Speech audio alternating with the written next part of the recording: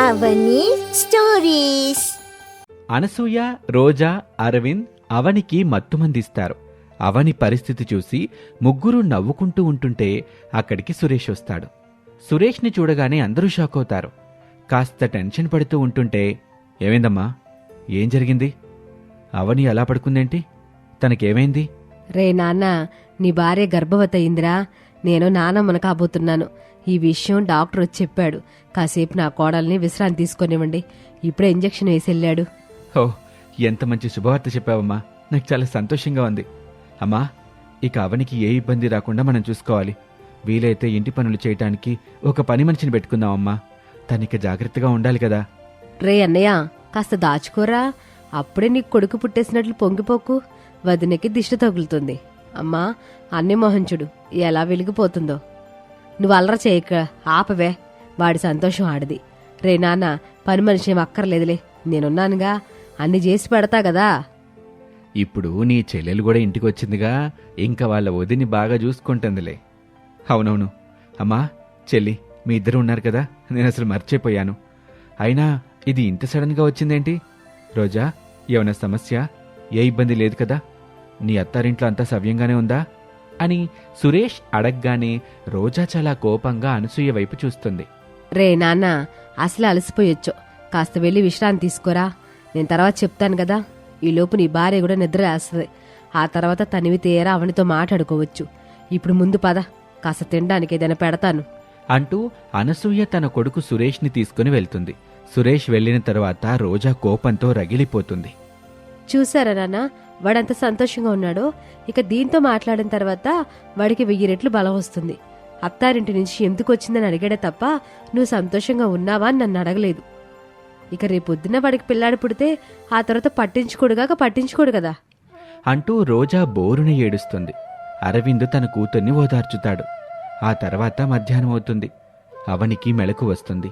కళ్ళు తెరిచి చూసేసరికి అవని తన గదిలో బెడ్డుపై పడుకుని ఉంటుంది. ఎదురుగా తన భర్త సురేష్ ఉంటాడు. గదిలో తన భర్త తప్ప ఎవ్వరూ లేరని తెలిసి అవని చాలా సంతోషిస్తుంది. సురేష్కి గుడ్ న్యూస్ చెప్పాలని ప్రయత్నిస్తుంది. ఏవండి, అది నాకు తెలుసవని, అమ్మా నాన్నలు విషయం చెప్పారు. మళ్ళీ నువ్వు నాకు ప్రత్యేకంగా చెప్పాల్సిన అవసరం లేదు. నాకు తెలుసండి. మీకు చాలా సంతోషంగా ఉంది కదా, మీరు ఆనందిస్తారని నాకు తెలుసు. అవని అలా అనగానే సురేష్ లాగిపెట్టి ఒక్కటిస్తాడు. చాలా కోపంగా కళ్ళెర్ర చేసుకొని పళ్ళు కొరుకుతూ, ఎన్ని రోజులు నా నిజస్వరూపాన్ని నువ్వు చూడలేదు కదా, ఇప్పుడు చూపిస్తాను, చూడు. ఇప్పుడేమైందండి? ఏం జరిగింది? నన్నెందుకు అలా కొట్టారు? నేనేం తప్పు చేశాను? మీరు నాన్న కాబోతున్నారని తెలిసి సంతోషపడతారని అనుకున్నాను, కానీ ఇలా చేస్తారని అనుకోలేదు. నోర్మొయ్, ఇంకో మాట మాట్లాడుకో. నేను ఇంటి దగ్గర సరిగ్గా ఉండి చాలా రోజులైంది. నా పనుల వల్ల ఇంటి దగ్గర ఎక్కువ టైం ఉండట్లేదు నాకు. రాత్రి నిద్రపోవటానికి మాత్రమే ఇంటికి వస్తున్నాను. అది కూడా అప్పుడప్పుడు ఫుల్లుగా తాగి ఇంటికొచ్చి పడుకుంటున్నాను. అవునండి, అయితే ఇప్పుడేమైంది? ఏనాడు నేనేం అడ్డు చెప్పలేదు కదా. మీరు ఏ టైంకి వచ్చినా నేను భోజనం పెడుతున్నాను కదా, మీకేం కావాలో చూసుకుంటున్నాను కదా. అవని అలా అనగానే సురేష్ మరోసారి కోపంగా అవనిని లాగిపెట్టి ఒక్కటిస్తాడు. నోరు ముయ్యవే నంగనాచి, నిజం చెప్పు. నీ కడుపులో పెరుగుతున్న బిడ్డకి తండ్రి ఎవరు? నువ్వు నిజం చెప్పకపోతే నీ ప్రాణాలు తీసేస్తాను. నా గురించి తెలుసు కదా, నిజం చెప్తావా లేకుంటే చస్తావా? ఏం మాట్లాడుతున్నారండి? అంత మాట అంటానికి మీకు మనసు ఎలా వచ్చింది? నా కడుపులో పెరుగుతున్నది మీ బిడ్డే, నన్నే శంకిస్తున్నారా? ఈ అనుమానం మీకు వచ్చిందంటే నేను ఇక్కడ ఒక క్షణం కూడా ఉండకూడదు. నేను వెళ్ళిపోతాను, మా పుట్టింటికి వెళ్ళిపోతాను. నన్ను పంపించేయండి. ఏమీ తెలియనట్టు కళ్ళబొలి మాటలు చెప్పకో. నువ్వు అబార్షన్ చేయించుకోవాల్సిందే, లేకుంటే నేను ఒప్పుకోను. నేను అబార్షన్ అవ్వటానికి మందులు తీసుకొస్తాను, వేసుకో. వీల్లేదు, నేను అసలు ఒప్పుకోను. నా వల్ల కాదు. ఈ ఇంట్లో ఒంటరిగా బతుకుతున్న నాకు ఆ దేవుడిస్తున్న బలం ఇది. నా బిడ్డ పుట్టి నాకు ధైర్యంగా ఉంటాడు, కాదనే హక్కు మీకు లేదు. ఇక సురేష్కి కోపం తన్నుకొస్తుంది. చాలా కోపంగా అవనిని లాగిపెట్టి కొడుతూనే ఉంటాడు. జుట్టు పట్టుకుని గోడకేసి కొడతాడు. కడుపుపై కొట్టాలని చూస్తాడు, కాని అవని తప్పుకుంటుంది. పిచ్చి పట్టిన వాళ్ళ అవనిని హింసిస్తాడు. పాపం, చావు దెబ్బలు తిన్న అవని కళ్ళు తిరిగి కింద పడిపోతుంది. అవని, అవని, కళ్ళు తెరవ్వే. ఓ నాయనో, ఇప్పుడేం చేయను? గొడ్డును బాదినట్టు బాదాను. ఇప్పుడది ఇలా అయిపోయింది. ఇప్పుడిక్కడి నుంచి ఎస్కేప్ అయిపోవడం బెటర్ అంటూ అవనిని మంచంపై పడుకోబెట్టి అక్కడి నుంచి బయలుదేరతాడు.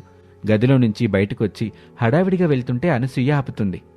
అప్పుడే ఎక్కడికి రా, భోజనం చేసేదిగా నుండు. లేదమ్మా, నాకు చాలా పనుంది. ఆఫీస్ నుంచి ఇప్పుడే ఫోన్ వచ్చింది.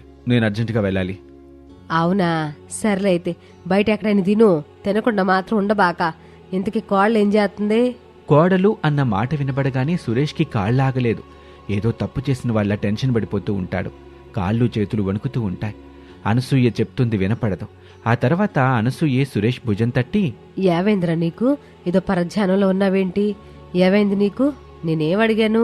కోళ్ళు ఎక్కడా అని అడిగాను, అంతే కదా. అమ్మా, నాకు ఆఫీస్ టెన్షన్ ఉంది.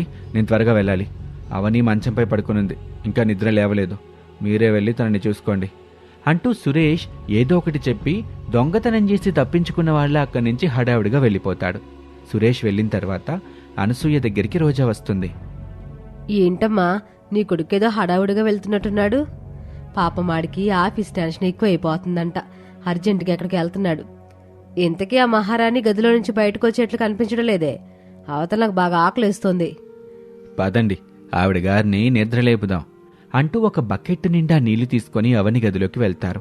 అవని మంచంపై పడుకొని ఉంటుంది. ఆహా, ఎంత హాయిగా పడుకునున్నావే. గర్భవతి అయ్యావని ఇక మేమంతా నిన్ను బాగా చూసుకోవాలంట. పని మనుషుల్లాగా నీ మొగుడు మాకు ఆర్డర్లేస్తున్నాడు. ఇంకా చూస్తారేంటి నాన్న? మీ కోడలు మొహాన నీళ్లు కొట్టండి. అలా రోజా అనగానే బకెట్టు నీళ్ళని అవనిపై కుమ్మరిస్తాడు అరవింద్. ఒక్కసారిగా నీళ్లు పడ్డంతో తేరుకొని పైకి లేస్తుంది అవని. కళ్ల ముందు అనసూయ, అరవిందు, రోజా ఉంటారు. తన భర్త కనిపించడు. ఆయన ఏడత్తయ్య, ఎక్కడికెళ్ళాడు? ఎందుకు, మమ్మల్ని తిట్టించడానికా? నీ మొగుడు మాకు ఆర్డర్లేసి మరీ వెళ్ళాళ్లే. నీకోసం పని మనిషిని పెట్టాలంట. ఆడ ఆర్డర్ లేడు, నువ్వు గదిలో విశ్రాంతి తీసుకోవడం, మేము గుడి చాకరీలు చేయడమా? ఏంటి అట్టసొత్తున్నావు? ఇక లేచి వంట చేయవా? మహారాణిలో పడుకొని ఉంటావా? లేచి పనులు చూడు. నా గది ఇంకా శుభ్రం చేయలేదు, నాటుకోడి వండలేదు, త్వరగా చేయి. అమ్మా, అంట్లు కూడా తమరింకా తోమలేదమ్మా. ఇలా అయితే ఎలా చెప్పు? ఊరుకోండి మీరు. ఇప్పుడు మీ కోడల గర్భవతి కదా, అట్ట అనకూడదు. మనం కాస్త ఓర్చుకోండి, మనమే సర్దుకోవాలి మరి. ఇలా ముగ్గురు రకరకాలుగా మాటలతో హింసిస్తూ ఉంటే అవని చాలా బాధపడుతుంది. కన్నీళ్లు పెట్టుకుంటుంది. కుమిలిపోతూ తన వల్ల కాకపోయినా బలం కూడగట్టుకుని పైకి లేచి వంటగదిలోకి వెళ్తుంది. వంట చేస్తుంటే తన మదిలో ఒకటే ఆలోచనలు. ఓవైపు భర్త హింస, మరోవైపు అత్తమామల వేధింపులు, దానికి తోడు ఆడబిడ్డ రోజా సాధింపులు. అందరూ కట్టగట్టుకుని భరించలేనంతగా హింసిస్తున్నారు అవనిని. ఇవన్నీ తలుచుకుని లోపలే కుమిలిపోతూ ఉంటుంది అవని. వంట పని చేస్తూనే ఇవన్నీ ఆలోచిస్తూ ఉంటుంది. వీళ్ళంతా ఏమన్నా పర్వాలేదు, కానీ నా భర్త నన్ను అలా అంటున్నాడు. నన్ను ఆయన అనుమానించడం నేను భరించలేకపోతున్నాను. చావాలని అనిపిస్తుంది, కానీ ఏం చేయను. ఇప్పుడు నాకు కడుపులో బిడ్డున్నాడు. వాడి కోసమైనా బ్రతకాలి. వాడే నాకు ధైర్యం, వాడే నాకు లోకం. అందరూ ఎన్ని అవమానానైనా చేయని, ఎంత హింసించినా పర్వాలేదు, నేను మాత్రం బ్రతకాలి. అన్నీ తట్టుకొని బ్రతకాలి. ఇప్పటికిదే నా ధ్యేయం అని అవని అనుకుంటూ వంటలన్నీ చకచకా చేసేస్తుంది. వంటలు పూర్తవటంతో అనసూయ, రోజా, అరవిందులు భోజనానికి కూర్చుంటారు. వారికి చేసిన వంటలన్నీ వడ్డిస్తుంది అవని. ఇక తింటూ ఉంటూ అనసూయ ఇలా అంటుంది. అవును, వాడెందుకు అంతలా టెన్షన్ పడిపోతా వెళ్ళాడు? ఆఫీస్ టెన్షన్ ఎక్కువైపోయిందని చెప్పి వెళ్ళాడు. ఆడి కోసం కాస్త కూర దాచుంచావా? లేదత్తయ్య, దాచదుగాక దాచదు. ఈవిడ గారేమో 3 పూట్ల మెక్కి మెక్కి తింటది. పాపం అన్న కోసం మాత్రం చిల్లి గవ్వ కూడా తీసి పెట్టదు. ఏ రోజైనా మొగుడు గురించి పట్టించుకుంటే కదా. రోజా అలా అనేసరికి అవనికి కోపం తన్నుకొస్తుంది. ఇక ఆవేశాన్ని ఆపుకోలేకపోతుంది. నువ్వు పట్టించుకుంటున్నావా రోజా? నీ అత్తారింట్లో నువ్వున్నప్పుడు నా మొగుడికి నువ్వు అన్నం పెట్టావా? నా మొగుడికి నువ్వు సపర్యలు చేశావా? నా మొగుడి సంగతి అట్టుంచితే నువ్వు నీ మొగుడు గురించి ఏనాడైనా పట్టించుకున్నావా? ఇలా పుట్టింటికి అలిగి వచ్చేయడం కాదు. అమ్మో అమ్మో, ఎన్నేసి మాటలంటుంది. నేను ఇంట్లో ఒక్క క్షణం కూడా ఉండను. నన్ను పరాయిదాన్ని చేసి మాట్లాడింది. మీరెవరు నోరు మెదపరేంటి? అవని అలా అనేసరికి అనసూయ, అరవింద్ కూడా ఆశ్చర్యపోతారు. కాసేపటికి వాళ్ళిద్దరూ తేరుకొని, నోర్మే, ఇంకొక మాట నా కూతురు గురించి మాట్లాడబాక. ఏంటే నోరు లేత్తందే? ఇది దానిల్లు, అది ఎప్పుడైనా వస్తుంది. నీకేంటి నొప్పి? ఇది దానిల్లు అయితే నా ఇల్లేది? ఎప్పుడైతే ఒకటికిచ్చి కట్టబెట్టామో అప్పుడే అది వాళ్ళిల్లు అయిపోతుంది. పుట్టిల్లు చుట్టమిల్లవుతుంది. ఇలా కూతురు సంసారాన్ని బాగు చేయకుండా నాశనం చేస్తున్నారే, మీరేం కన్నతల్లి? చెప్పండి, కొంచెమైనా బుద్ధుండాలి. ఇలా కోడల్ని హింసించడం పెద్ద గొప్పేమీ కాదు. కూతురు జీవితాన్ని చక్కబెట్టి చూడండి, అప్పుడే మీ గొప్పతనం తెలుస్తుంది. ఓయమ్మో, ఆపమ్మ, ఇందాకటి నుంచి చూస్తున్నాను. ఓ రెచ్చిపోతున్నావు, గర్భవతివని చూస్తున్నావు, లేకుంటేనా? గర్భవతి అయినంత మాత్రాన మీరేం చేశారు మావయ్య? నాతో అన్ని పనులు చేయిస్తున్నారు కదా, నా చేత కన్నీళ్లు పెట్టిస్తున్నారు కదా, నన్ను కుమిలిపేటట్లు చేస్తున్నారు కదా, కొంచెమైనా జాలి దయా చూపకుండా నన్ను బాధ పెడుతున్నారు కదా. మీరసలు మనుషులేనా? మానవత్వం కొంచెమైనా ఉందా మీకు? అమ్మా, ఇదేదేదో మాట్లాడుతుందే. చోతన్నా దీనికి ఈరోజు ఏదో మూడింది. వామ్మో, ఇన్నేసి మాటలు నేనెప్పుడు వినలేదు. నోటికొచ్చినట్టుగా మాట్లాడుతుంది. అసలు ఇది కోడలా లేకపోతే కొరివి దయ్యమా? ఇలా అవని కోపంగా మాట్లాడేసరికి ముగ్గురు ఆవేశంగా పైకి లేస్తారు. కోపంతో రగిలిపోతూ అవనిని చేతులు ఒకరు పట్టుకోగా మరొకరు అవని జుట్టు పట్టుకుంటారు. ఇక వెనకాలే ఒకరు నిలబడి అవనిని తోసుకుంటూ ఇంట్లో నుంచి బయటకు గెంటేస్తారు. జోరున వర్షం పడుతుంటే అవని ఆ వర్షంలో తడుస్తూనే అక్కడే నిలబడుతుంది. ముగ్గురు వర్షంలో తడుస్తున్న అవనిని చూస్తూ పైశాచికంగా నవ్వుకుంటూ ఉంటారు. అవని మాత్రం తన పొట్టను పట్టుకుని ఏడుస్తూ ఉంటుంది. ఇక ఆ తర్వాత ఏం జరిగిందో మనం పార్ట్ 3లో చూద్దాం. ఇది ఇవాల్టి కథ. Thank you for watching. సురేష్కి అవనికి పెళ్ళైన తర్వాత వాళ్ళు పట్టణానికి వెళ్ళిపోతారు. అక్కడే వాళ్ళు ఉద్యోగాలు చేసుకుంటూ సంతోషంగా ఉంటారు. సురేష్ తల్లిదండ్రులు వాళ్ల ఊర్లో చిన్న వ్యాపారం పెట్టుకుని దాన్ని చూసుకుంటూ ఉంటారు. అలా ఉండగా ఒకరోజు పండగని సురేష్ అవని ఇద్దరు కూడా అత్తగారింటికి వస్తారు. అత్తగారు అనసూయ ఒక్క నిమిషం ఆగండి అంటూ దిష్టి తీసి మరీ లోపలికి ఆహ్వానిస్తుంది. వాళ్ళిద్దరూ లోపలికి వస్తారు. ఏంటమ్మా, ఇంటి ముందు షాపు లేదేంటి, తీసేశారా? నిన్నటి నుండి పెట్టడం లేదు, సరిగ్గా జనం రావట్లేదు, షాపులేమో పెరిగిపోయాయి, అందుకే తీసేశాను. పోనీలేండి అత్తయ్య, మీరు కూడా మాతో పాటు వచ్చేయండి, హ్యాపీగా అక్కడే ఉండొచ్చు. నేనొచ్చినా మీ మామయ్య మాత్రం రాడు కదమ్మా, అందుకే అక్కడికి రావాలనున్నా ఏం చెప్పలేకపోతున్నా అని చెప్పటంతో వాళ్ళు సరే అంటారు. ఇక ఆ రోజు వచ్చిన వాళ్ళకి హడావిడిగా వంట చేస్తూ ఉంటుంది అత్తగారు. అప్పుడు కోడలు అవని అక్కడికి వెళ్ళి, అత్తయ్య మీరు కూర్చోండి, నేను వంట చేస్తాను, నేను ఒక ప్రత్యేకమైన వంట చేసి పెడతాను అని అనటంతో అత్తగారు సరే అని చెప్పి ప్రశాంతంగా కూర్చుంటుంది. కోడలు నూడిల్స్ మరియు బిర్యానీ చేయటానికి కావాల్సిన సామాగ్రంతా భర్తకు చెప్పి అవి తీసుకురమ్మని చెప్తుంది. సురేష్ సరే అని వాటిని తీసుకురావడానికి వెళ్తాడు. ఇక అత్తాకోడలు కూర్చొని సరదాగా మాట్లాడుకుంటూ ఉంటారు. కొంత సమయానికి సురేష్ ఇంటికి తిరిగి వస్తాడు. అవని, నువ్వు చెప్పినవన్నీ కూడా తీసుకొచ్చాను, ఇదిగో తీసుకో అంటూ భార్యకిస్తాడు. భార్య వాటిని తీసుకుని హడావిడిగా వంట చేయటం మొదలు పెడుతుంది. కొంత సమయానికి నూడిల్స్ బిర్యానీ తయారు చేసి అత్తగారిని పిలిచి అవని అత్తగారితో ఇలా అంటుంది, అత్తయ్య వేడివేడిగా న్యూడిల్స్ బిర్యానీ రెడీ అయిపోయింది. అయ్యయ్యో, మీ మావి గారు ఇలాంటివి తిండమ్మా, ఆయన కోసం వంట సిద్ధం చేస్తాను, కొంచెం తప్పుకో. ఆ మాట వినగానే అవని కొంచెం బాధగా, ఏంటత్తయ్య అంత మాట అన్నారు, నేనెంత ప్రేమగా తయారు చేశాను, ఒకసారి దాన్ని తింటే ఎవరు వదిలిపెట్టరత్తయ్య అని అంటుంది. అవని అలా చెప్పటంతో అత్తగారు సరే చూద్దాంలే అన్నట్టుగా ఊరుకుంటుంది. కొంత సమయం తర్వాత భోజనం సమయానికి మామగారు ఇంటికొస్తారు. అందరూ కూడా భోజనం చేస్తూ ఉంటారు. యావండి, ఈరోజు వంట కోడలు చేసింది, నూడిల్స్ బిర్యానీ అంట, మీకు ఇష్టం లేదని చెప్పాను, కానీ ఒకసారి తింటే వదిలిపెట్టరని చెప్పింది, అందుకే మీకోసం ప్రత్యేకంగా మళ్ళీ భోజనం చేయలేదు, కోపం తెచ్చుకోవద్దు. అయ్యయ్యో, అలాంటిదేమీ ఉండదు, ఊరికే నన్ను కోడలు ముందు వెళ్ళని జైబాకు. ఆ మాట వినగానే అందరూ పెద్దగా నవ్వుతారు. ఇక కోడలు భోజనం వడ్డిస్తుంది. అందరూ కూడా చాలా బావుంది, రుచిగా ఉంది అంటూ తింటూ ఉంటారు. నిజం చెప్పాలంటే అవని, నువ్వు అద్భుతంగా చేసావమ్మా, అసలు ఇంత రుచిగా ఉంటుందని నేను అనుకోలేదు, చాలా బావుంది అని మెచ్చుకుంటాడు. కోడలు సంతోషపడుతూ చాలా థ్యాంక్స్ మావయ్య అంటుంది. ఇక అందరూ భోజనం చేసి ఎవరి పాటికి వాళ్ళు ఉంటారు. ఆ రోజు సాయంత్రం కూడా మిగిలిన దాన్ని వాళ్ళు తిని ఎవరి గదుల్లోకి వాళ్ళు వెళ్ళిపోతారు. అప్పుడు అనసూయ అరవింద్ ఇద్దరూ మాట్లాడుకుంటూ ఉంటారు. ఏదేమైనా పట్నం కోడలు పట్నం కోడలే, అసలు భలేగా బిర్యానీ తయారు చేసింది, అట్టాంటి బిర్యానీ నేను ఇంతవరకు తినలా, అంత అద్భుతంగా ఉంది. మీరు కోడల్ని పొగడం చూసి నేనే ఆశ్చర్యపోయాను, నిజంగా ఈయనేంటెట్టా పొగుడుతున్నారా అని. నిజంగా మీ కోడలో మిమ్మల్ని మెప్పి ఇచ్చిందండి.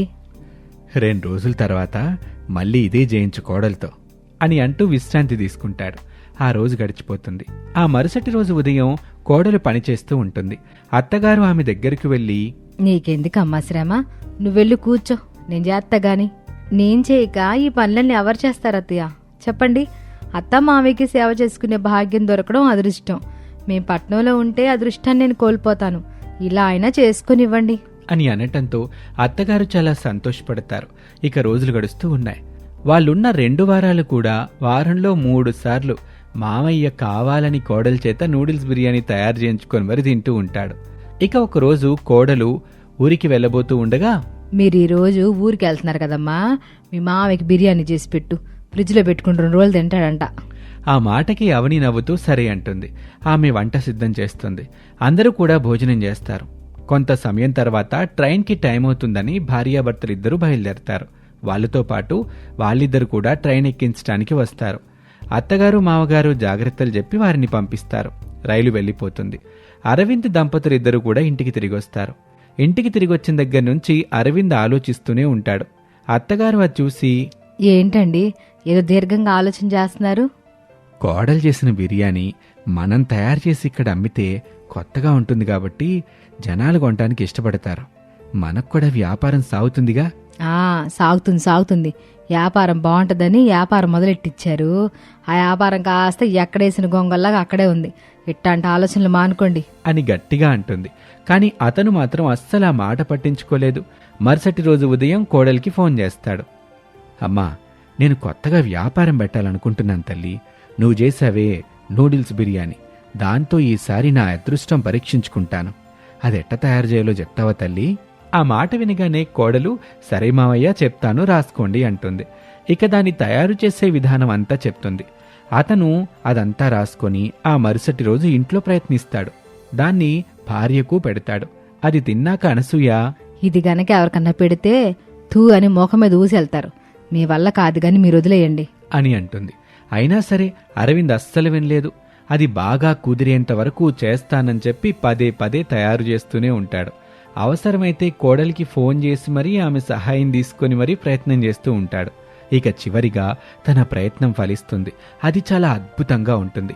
భార్యాభర్తలు అది తిని కోడలికి ఫోన్ చేసి, అమ్మాయి, ఇప్పుడు తయారు చేసింది మొన్న నువ్వు వచ్చినప్పుడు తయారు చేసినట్టు అచ్చం అలాగే ఉందమ్మా అంటూ చాలా సంతోషంగా చెప్తాడు. 2 రోజుల తర్వాత భార్యాభర్తలిద్దరూ కూడా వ్యాపారం మొదలు పెడతారు. మొదట కొన్ని రోజులు ప్రజలు దానికి అలవాటు పడ్డానికి టైం పడుతుంది.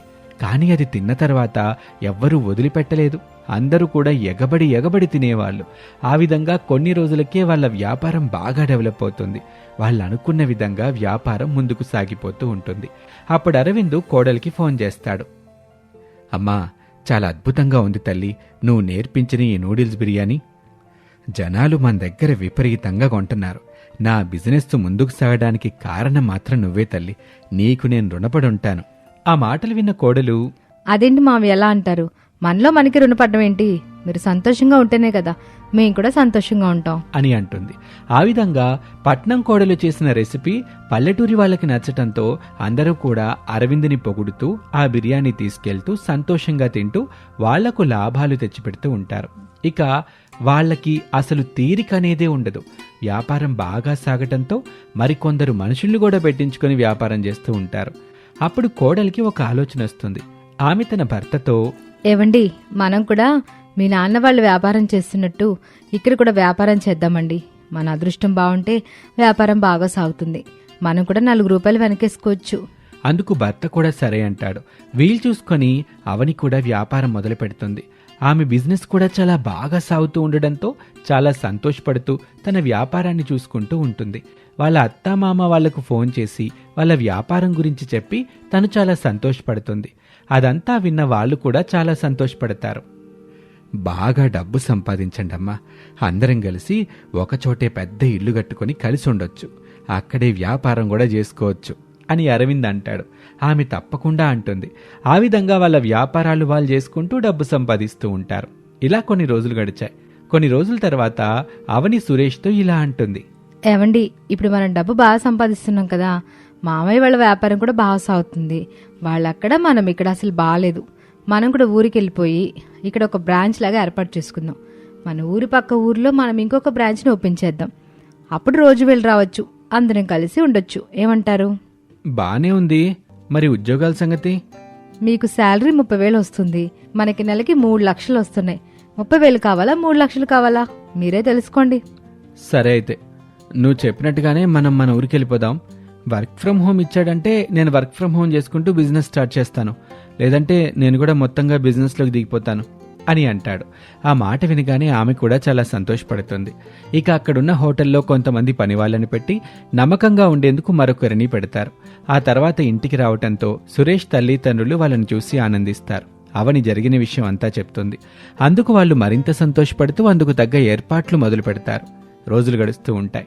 సురేష్ వాళ్ళు పక్క గ్రామంలో ఒక హోటల్ని ఏర్పాటు చేసి అక్కడ కూడా వాళ్ళ బిజినెస్ని మొదలు పెడతారు. కొన్ని రోజుల్లోనే ఆఫీస్ కూడా ముందుకు సాగుతూ ఉంటుంది. ఇక వారు ప్రతిరోజు అక్కడికి వెళ్ళి తిరిగి సాయంత్రానికి ఇంటికి వస్తూ అందరితో కలిసి సంతోషంగా ఉంటారు.